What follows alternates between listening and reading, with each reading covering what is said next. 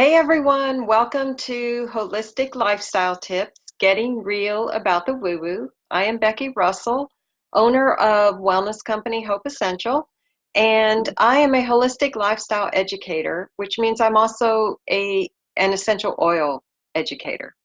And I truly believe that limiting the amount of chemicals we put on and in our body is one of the quickest, easiest ways to get and stay healthy. And a quality of life as you age is super important to me, especially at the stage of life I'm at. But I am not an expert on too many things, but I am an expert on how not to age with a quality of life because of what I witnessed growing up. And I am not blessed with great genes. And if I was not so diligent about wellness and a holistic approach and um, being proactive, I think I would probably be on a daily medication and not having a quality of life. And so that I want. So my passion, my goal is to help others understand that holistic is for everyone who does want that quality of life as they age. And it's not something strange or way out there. It's just a different mindset. It's about being proactive and preventative about health versus trying to treat disease and waiting till it's already such a huge problem. So it's also about treating the entire body, mind, body, and soul. And the medical profession a lot of times only focuses on the physical. And we know that, emotionally, if we are not well, that can affect the physical. So I love the whole body approach, and it served me well. So I feel a responsibility to pass along what I've learned on my journey to other people and hope that they can benefit as well. So I try to alternate spiritual, emotional, and physical wellness tips. Tonight we're going to talk about physical wellness. It's week 27, and I do admit that I am selfishly motivated, so I'm not embarrassed by that. And so, being the owner of a wellness company, when I'm giving these tips out, it's a reminder to me as well that things I should be doing or doing better. And the topic for tonight is how to start exercising and stick to it. And this is a tough one for me right now. It's quite a challenge, not for the reason that most people have. A lot of people, especially my age at 62, um, they are pretty much they don't really want to sweat or, be athletic, or it's sort of like we're winding down and we just want to do gentle things like yoga and walking. And those are all great things. But I come from a background in my 30s and 40s where I was a late bloomer in um, learning about being uh, competitive. And so I got the bug late and I loved it. I found racquetball, which was my thing, and I was pretty good at it. And the strength training I loved. I felt really strong and um, walked straighter, and I loved the community there. And so I loved being at the gym, and I loved crushing it in the racquetball court. And health problems took me out of that world, and I miss it. And my body's too fragile still because I've babied it basically, and because it's been through trauma. I can't, because I can't do what I love, I don't want to do anything. And I know that's not good. But I'm on the search for something to take its place in the meantime. And this is a little kick in the butt for me to keep that search going, that I need to find something that I do enjoy. And so, what is keeping you from exercising? I've just explained part of my challenges. Um, we know that mindset is a huge thing. So, what is it? Is there something mentally that's keeping you from exercising? The all or nothing attitude. That's what you just heard me talk about. If I can't do what I know I love and what I used to be good at, I really just don't want to do anything. Luckily, I'm not a couch potato. I'm very busy and I move throughout the day, but I don't get the heart rate up or sweat, and I know that's important. So be kind to yourself. Um, I can get really hard on myself about not figuring this out yet, but that doesn't motivate. It doesn't help anything to beat yourself up. And then check your expectations. I have to laugh. I was in a senior yoga class years ago, and someone older than me was doing the move great, and I could hardly move. I wasn't flexible at all, and so I was really straining. And the yoga instructor came by and just put her hands down gently on my shoulders, and she just said, "It's okay. It's okay." And so she sensed that competitiveness in me, even with senior yoga. And so just because someone's older than me doesn't mean that I should be able to do what they're doing. They haven't maybe experienced going through those uh, things with back and neck surgeries and so forth. So, but if I see someone doing it, I'm going to do it. So that's you. I have to check my expectations and not have that all or nothing attitude. Then you need to bust the big exercising excuses. I hate exercising. That's not my excuse, but it is for some people. Um, that's just something you have to understand the benefits of exercising and embrace it. Then let's see here. I'm too busy. That's one. Of course, we are all very, very busy. But even if you can just do 10 minutes here, 10 minutes there, uh, that's going to be beneficial to you to do, get moving in some way. I'm too tired. That's sort of an interesting one, because if you exercise, you get more energy. So you have to understand your body rhythm. For me, to try to exercise first thing in the morning is crazy, because I am not a morning person. But if I wait too late in the day, that's not a good thing either, because I am too tired. So you need to look at your schedule. You need to look at what your rhythms are and work with it that way. I'm too fat, too old, or my health isn't good enough. It's never too late to start building your strength.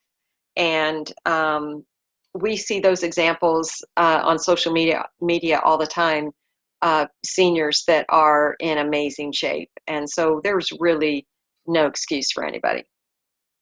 My health isn't good enough. That's the sort of thing I'm latching onto, and that's not an excuse, because I could do restorative yoga. I could do other things, and I'm just not.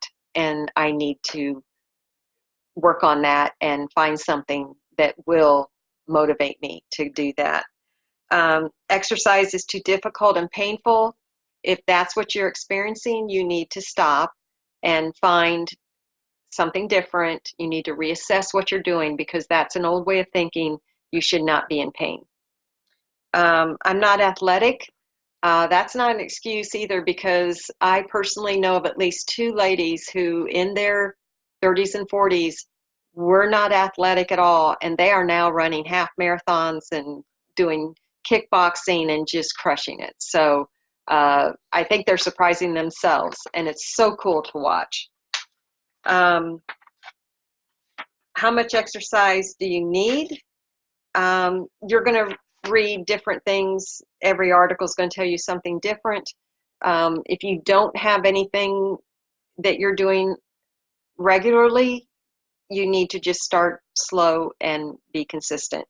I wouldn't worry about the intensity until you have that down. When you get started safely, if you're under a doctor's care, be sure and talk to him or her first to find out if you do have limitations.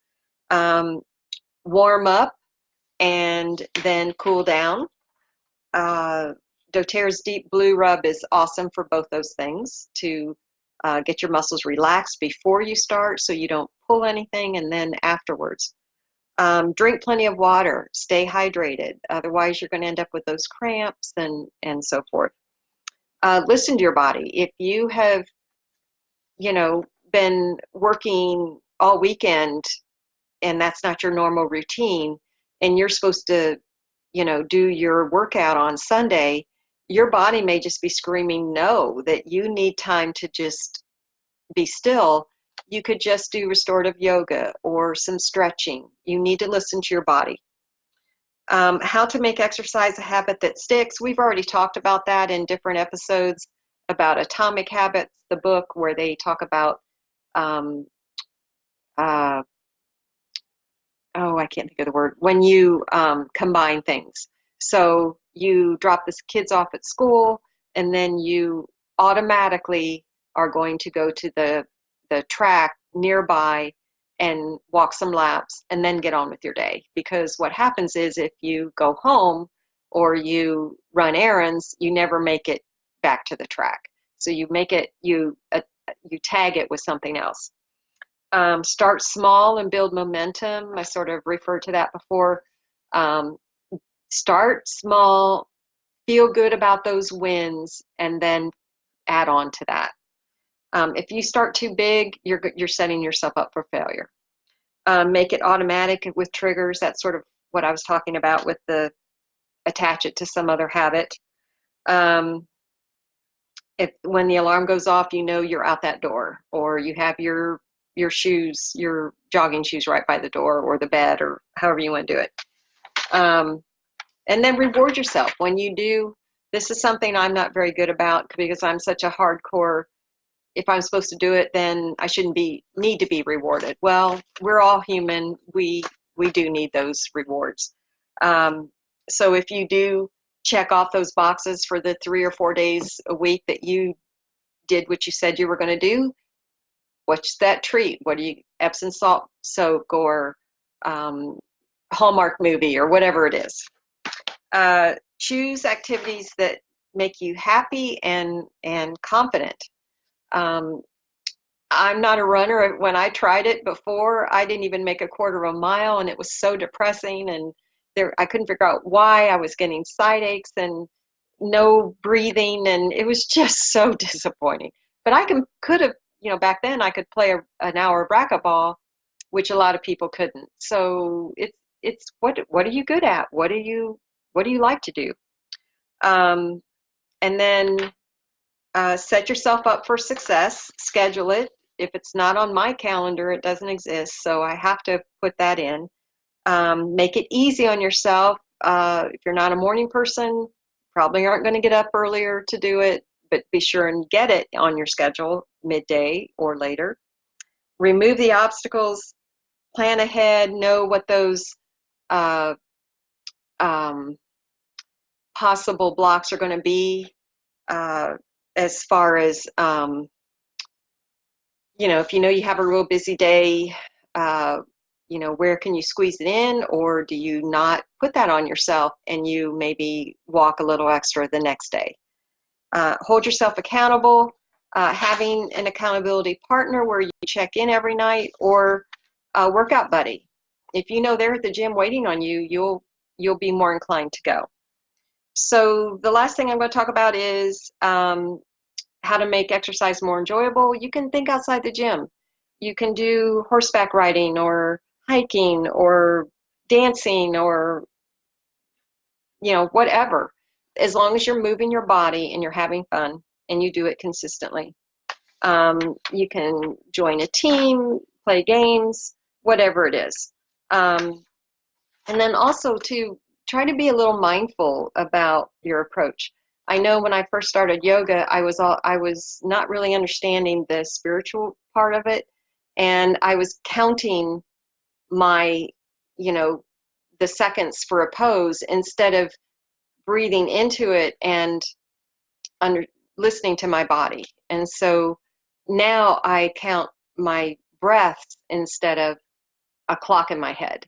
So, that's something to be aware of. Listen, a mindfulness. and just look for ways to sneak in steps. Maybe counting steps is one of your things. Park farther away from the entrance to the grocery store or the mall. Um, do something during commercials if you're watching a television show. So I would love to hear what your challenges are to get exercise into your schedule. And please comment below. And then also, if you found answers to those challenges, share with us so we can learn. And also, if you've missed any holistic lifestyle tips, you can find all the ones already taped on my YouTube channel or my website, hopeessential.com. And on my website, there's also other holistic lifestyle tips and, of course, more things about the essential oils. And then my Facebook business page, Hope Essential LLC, also has events and so forth, lots of educational information. And so I love having you on this journey with me. Till next time, choose you, choose natural, choose now.